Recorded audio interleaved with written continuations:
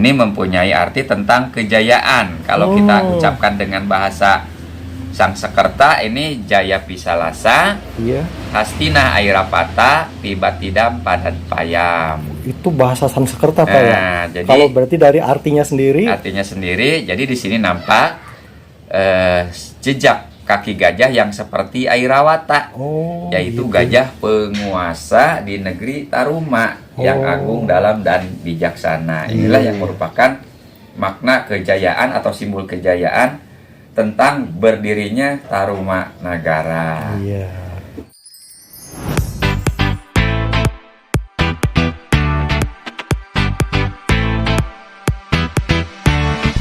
Assalamualaikum warahmatullahi wabarakatuh. Semoga teman-teman dari Baraya Agung Galunggung sehat selalu ya, dilancarkan rezekinya. Kita kali ini akan main jalan-jalan ke sebuah situs bersejarah yang ada di Kabupaten Bogor ya.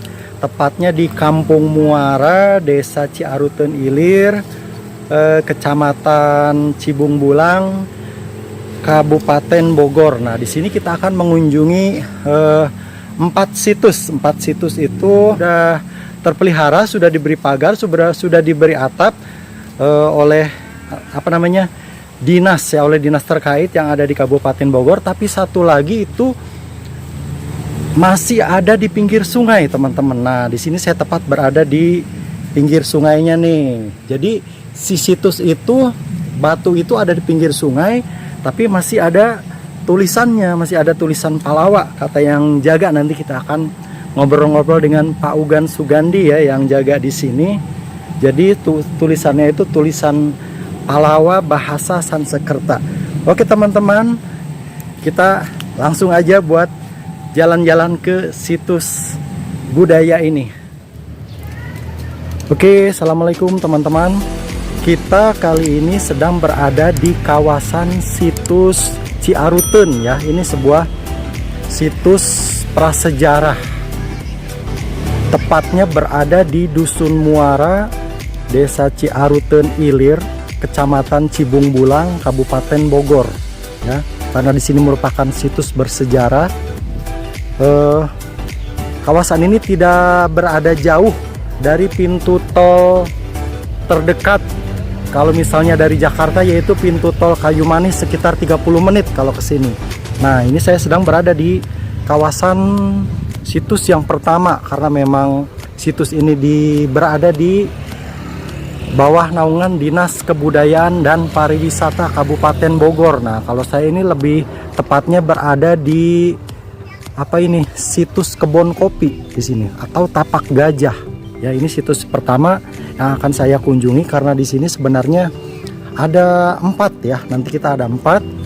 Kalian harus saksikan nanti keempat situs yang berada di kawasan situs Ciaruteun ini. Ada 4. Nanti yang terakhir itu, kalau yang ketiganya ini sudah dipagarin ya teman-teman, kalau yang di sini. Tapi nanti nih yang terakhir masih berada di pinggir sungai. Nah, jadi semacam prasastinya itu belum diangkat dari pinggir sungai.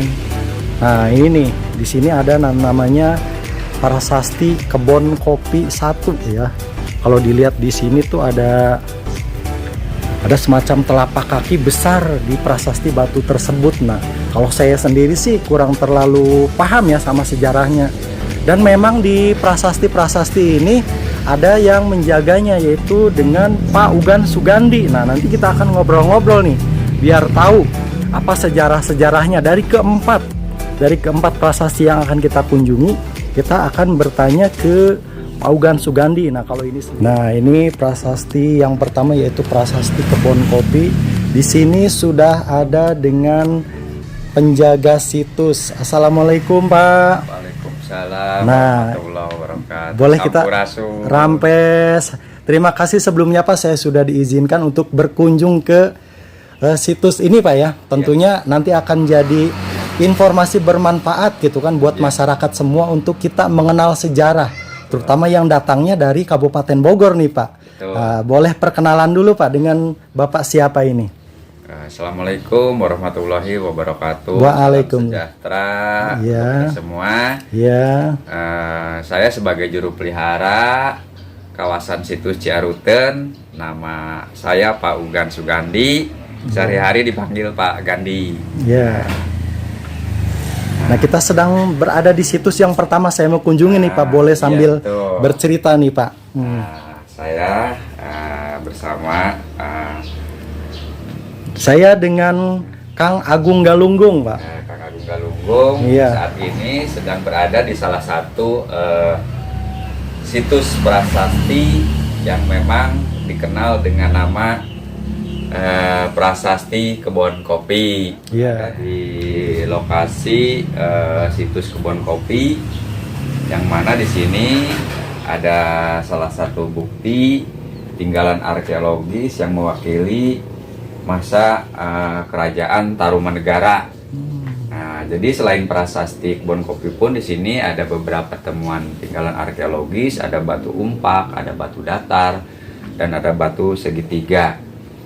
Nah, yang paling utama memang di sini prasasti Kebon Kopi, dikenal dengan nama Prasasti Kebon Kopi. Yang ini yang sekarang Pak ya, yang kita lihat ini, ya. di sini nampak jejak kaki gajah ya. Kaki gajah. Jadi ini tuh karena memang seperti telapak kaki Pak ya, Ya, besar seperti gitu kan. telapak kaki Iya. gajah. Sejarah, ada sejarahnya berarti itu Pak. Jadi Bagaimana? memang ada sejarah penemuan tentang prasasti tapak gajah ini.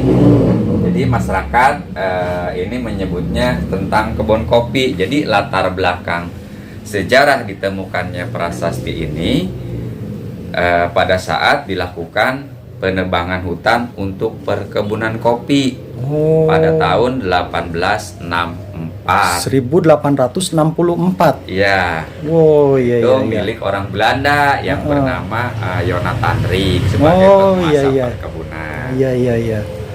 Nah, jadi prasasti ini memang masih in situs ya, di mana semenjak ditemukan sampai sekarang posisinya tidak dipindahkan.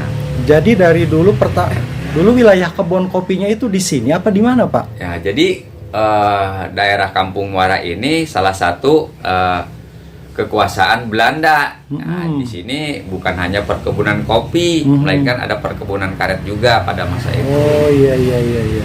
Nah, berdasarkan sejarah pada masa kekuasaan Jonathan Rik, kebun kopi yang dimilikinya memang sangat luas, jadi ribuan hektar. Oh iya iya. Dari mulai Bogor sampai ke arah Banten sana. Jadi memang dengan terbukti peninggalan-peninggalan pun yang merupakan jejak peninggalan masa penjajahan Belanda ada di perkebunan-perkebunan yang sekarang memang masih produktif seperti kawasan sawit, wilayah Banten itu memang itu yang dimiliki oleh Jonathan Rik. Iya.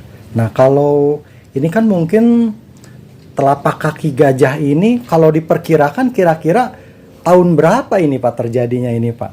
Nah jadi berdasarkan tinggalan arkeologis yang ditemukan bukan hanya di Ciaruten, melainkan ada di beberapa wilayah ya.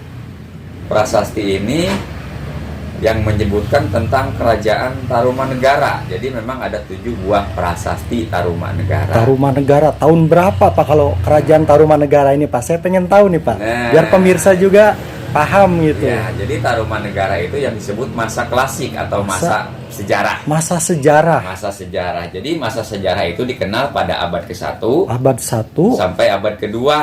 Berarti tahun 100 sampai tahun 200 Pak. Masehi. Masya Allah, kemudian 100 dari situ Masehi. berlanjut. Iya iya iya. Menunjukkan bahwa peradaban masa itu ada perkembangan. Kemudian mengenal yang namanya aksara.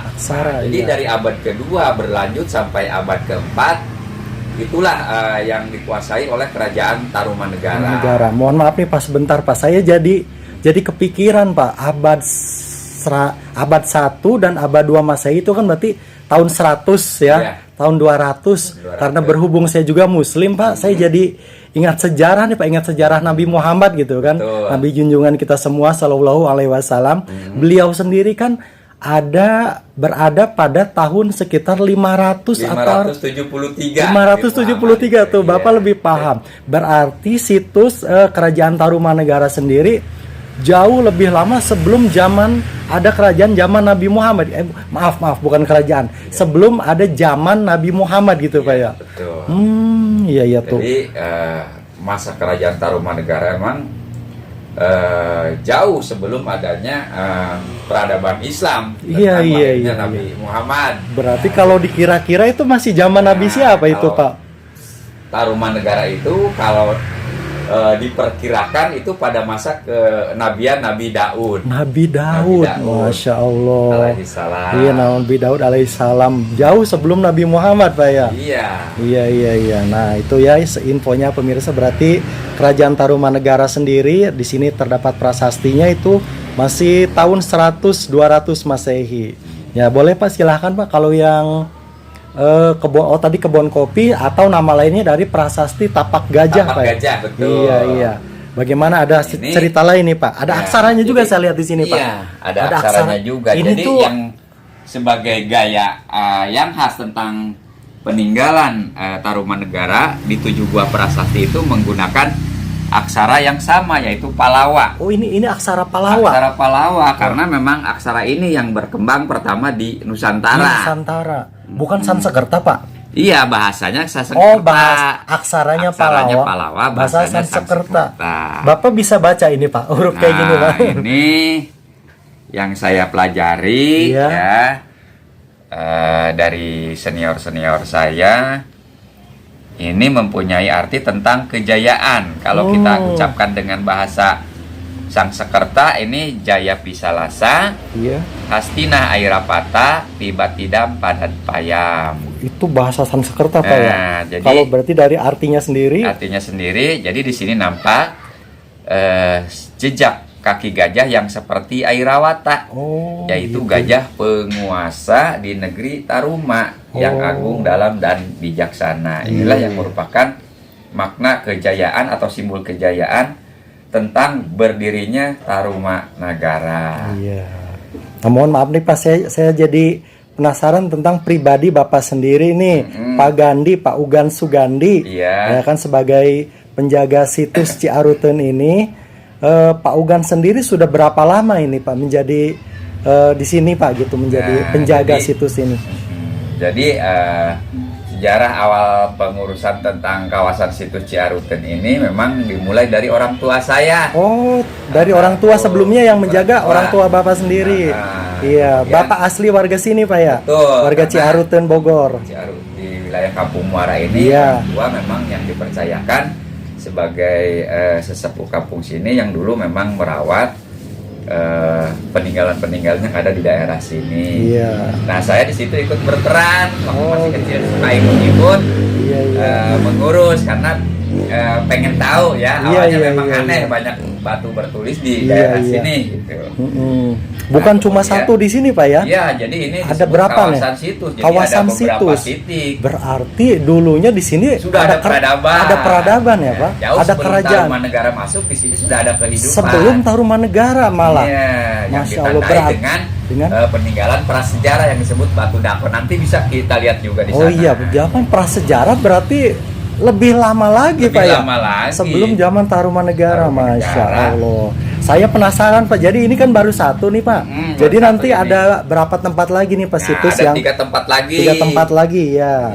Jadi kemudian setelah orang kembali lagi tentang pengurusan, saya ini jadi juru kunci atau dikenal dengan juru pelihara sekarang mulai tahun 1987 sampai sekarang.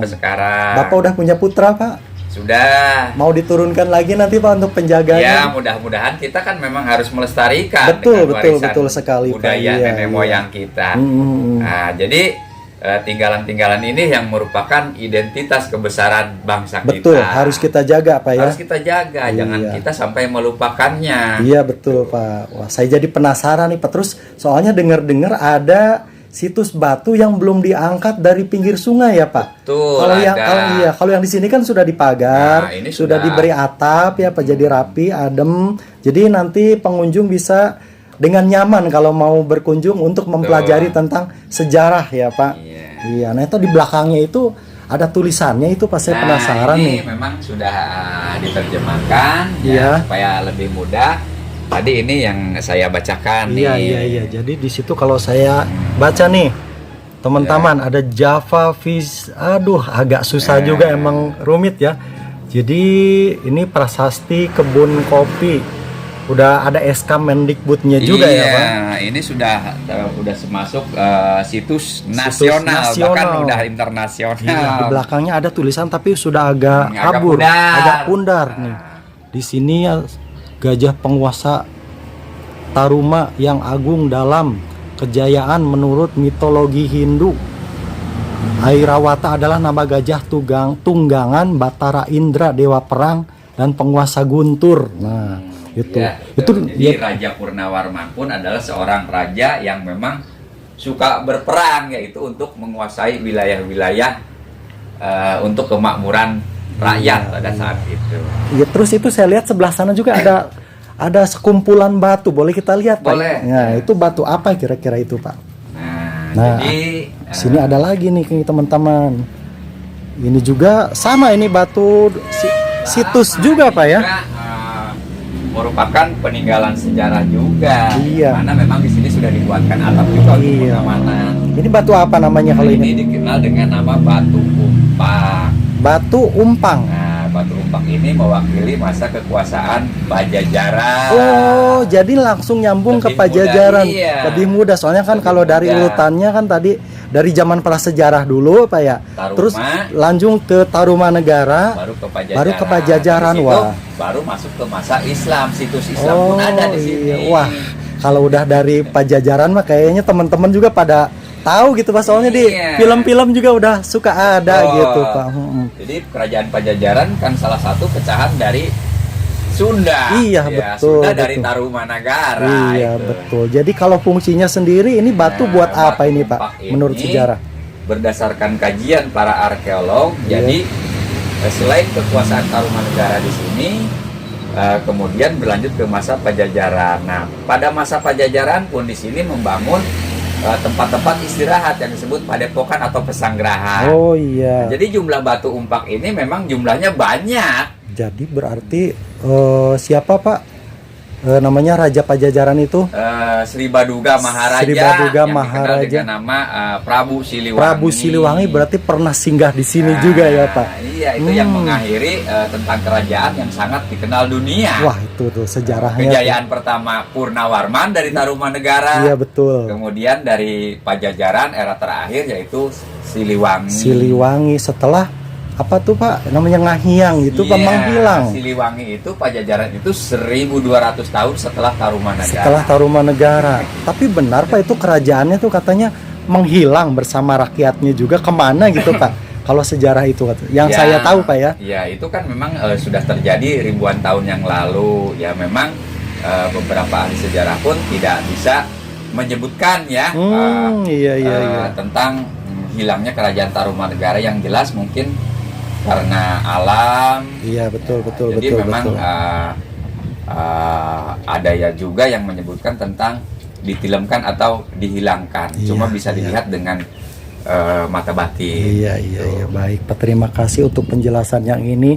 Ini lingkungan di sini juga adem Pak ya. Ada. Udah asri. Jadi boleh dikunjungi nih Pak kalau kita ke sini Boleh, tentunya. ini terbuka untuk umum. Terbuka situs untuk umum. Ciaruten ini. Ciaruten yang ada Karena di di sini memang belum dilakukan penataan secara 100% ya. Ini Iya, jadi iya. masih ada kawasan kebun-kebun. Iya, di sekelilingnya dikelilingin kebun, Pak ya. Kendaraan mudah ya Pak masuk ke sini ya. Jadi Kalau sudah misalnya disediakan area parkir juga. di area parkir ada, kalau misalnya kita dari Jakarta gampang ya Pak ke sini. Gampang. Pintu tol udah deket di Kayu Manis, paling deket dari sini ya. Iya. Nah, di area parkir pun ini ada peninggalan juga. Oh, masih ada lagi teman-teman. Di area parkir coba kita lihat. Ada apa lagi nih Pak di sini Pak?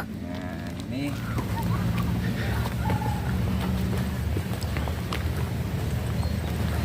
ini yang disebut Ini batu. datar. Batu datar Atau ini. batu penobatan. Waduh, buat apa nih Pak dulunya Pak ceritanya ini pada Pak? masa kehidupan yang lalu, dari mulai nenek moyang sebelum mengenal tulisan sampai mengenal tulisan, tempat ini dijadikan sebagai tempat penobatan atau dijadikan sebagai tempat duduk untuk melakukan tirakat, mendekatkan diri kepada Sang Maha Pencipta. Iya. Itu ternyata batu, walaupun kelihatannya seperti batu biasa, ada sejarahnya juga. tapi ada sejarahnya teman-teman di sini batu nih. penobatan kan. Jadi, salah satunya iya. pada masa terjadi pajajaran dengan Banten itu salah satu benda yang jenisnya sama seperti ini dibawa ke Banten yang disebut gitu. Watu Gilang. Iya. Di sekelilingnya di sekitar inilah dulu yang dijadikan sebagai pusat pemerintahan Tarumanegara sampai ke Pajajaran, karena ini merupakan daerah yang paling tinggi yang berada di lokasi Kampung Muara di ini. sini termasuk dataran tinggi juga ya. Tinggi. Dikelilingi oleh perbukitan, sebelah sana ada Gunung Cibodas, di sana ada Gunung Pangangkang, ada Gunung Cibodas, Gunung Pangangkang, sama Gunung Nyungcung. Yang berada di wilayah Kecamatan Rumpi. Iya, gunung-gunung kecil di Kabupaten Bogor. Punya sejarah yang sangat dalam Gunung Nyungcung itu. Di sana pun ada perjalanan tentang masa peradaban Islam. Di Gunung Nyungcung pun ada 9 makam waliullah yang dulu memang penyebab. Selanjutnya nanti saya pengen tahu ke sana nih Pak kalau gitu Pak sejarah. Di kawasan situs Ciaruten kalau pakai kendaraan ke Gunung Nyungcung itu sekitar 20 menit. 20 menit daerah Rumpin Pak daerah Rumpin. Oh iya, oke. Rumpin itu asal kata dari rumpun. Rumpun. Marga. Oh gitu. Oke ya teman-teman. Ini situs pertama yang kita kunjungi. Selanjutnya kita pengen lihat, masih berada satu kawasan, nggak jauh ya Pak? Masih berada di satu kawasan atau di satu kampung. Ada 3 lokasi lagi, 3 lokasi situs prasejarah Batu Dakon, kemudian Batu Prasasti Ciaruten, Jejak Kaki Purnawarman, dan situs Muara Cianten, di mana di sana terdapat ada prasasti Muara, kemudian ada arca Pajajarannya juga. Iya, wah, ayo kita pengen lihat ke sana deh Pak, penasaran dengan sejarah-sejarah selanjutnya nih Pak. Mari kita ke sana aja Pak. Yuk kita ke Ciaruten dulu. Oke, siap teman-teman. Lebih ini ya yang merupakan prasasti pertama tentang Tarumanegara di antara 7 buah prasasti. Oke, mari teman-teman.